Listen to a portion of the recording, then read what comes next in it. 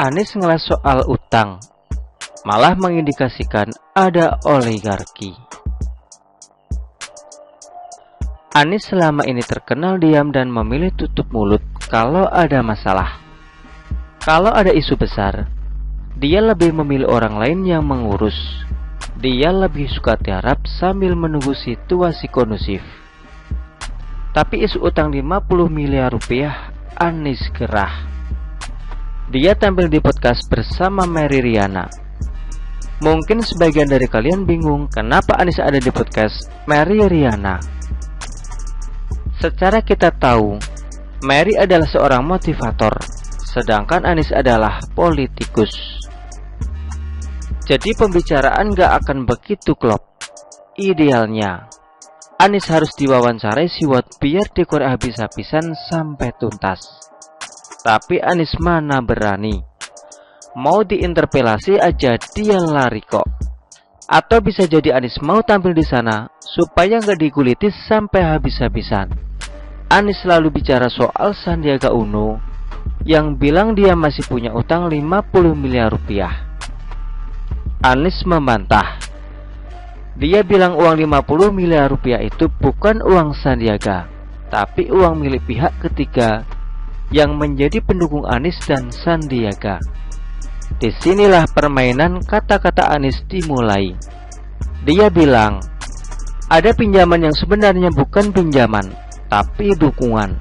Pemberi dukungan meminta agar dicatat sebagai utang. Jika Anies dan Sandiaga menang di Pilkada DKI, maka pemberian uang itu dicatat sebagai dukungan. Tapi jika mereka kalah, maka uang itu menjadi utang yang harus dikembalikan.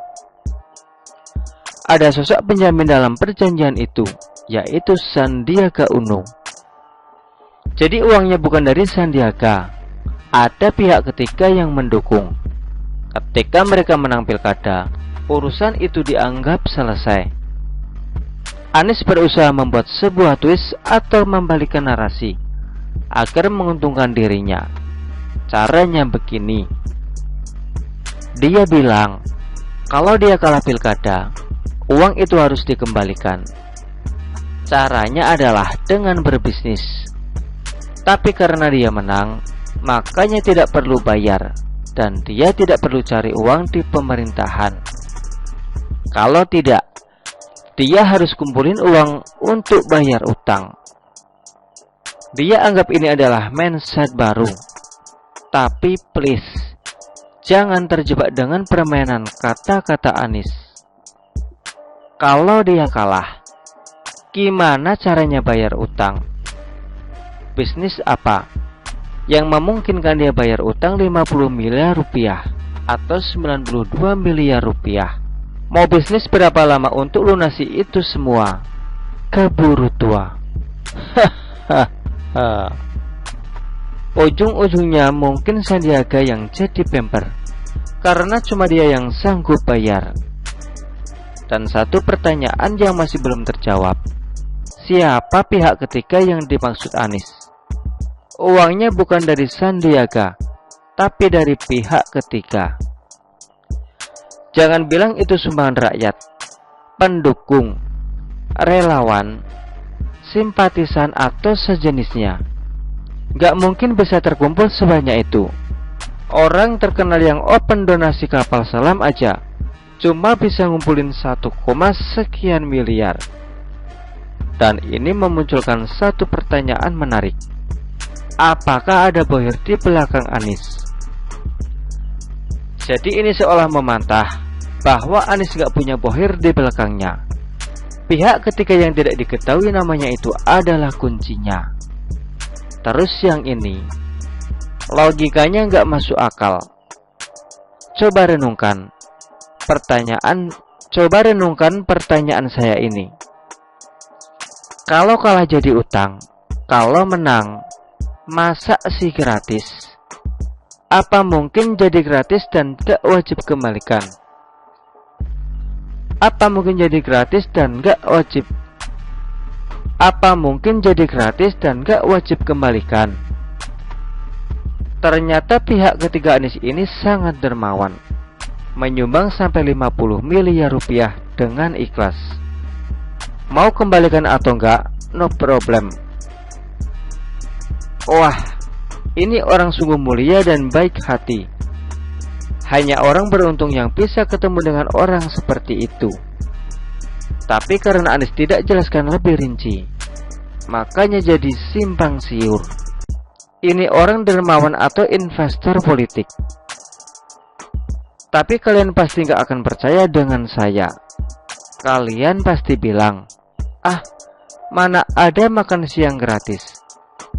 Kencing di SPBU aja harus bayar. Belanja di Indomaret meski cuma 1 menit, itu aja kadang dikutip uang parkir. Kalian bakal bilang, pasti ada balas jasa politik atau bagi-bagi kue. Dalam politik, mana ada yang gratis? Penjelasan Anies malah bikin isu jadi melebar kemana-mana. Ini seolah menjelaskan kenapa banyak proyek tak jelas dan banyak yang asal jadi. Netizen pun akhirnya mulai menerka-nerka. Soalnya ucapan Anies ini menggiring ke arah yang lebih parah. Orang-orang jadi berpikir, ini cukup menjelaskan kenapa ada banyak proyek kelebihan bayar di era Anies. Kelebihan bayar lari kemana aja? Ada yang bisa jelaskan? Bagaimana dengan Formula E? Uang komitmen fee jauh lebih mahal dari host di negara lain. Kenapa bisa? Bagaimana dengan bukti pembayaran komitmen fee yang sampai sekarang gak jelas? Ini cukup menjelaskan kenapa Anies sangat menghindari interpelasi. Apa mungkin ada yang takut ketahuan? Bagaimana dengan anggota TGUPP yang jumlahnya berjibun? Penyerapan anggaran APBN luar biasa, tapi hasil pembangunan tidak sebanding.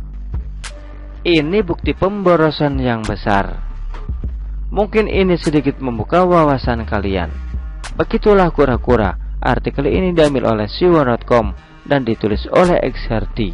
Bagaimana menurut Anda?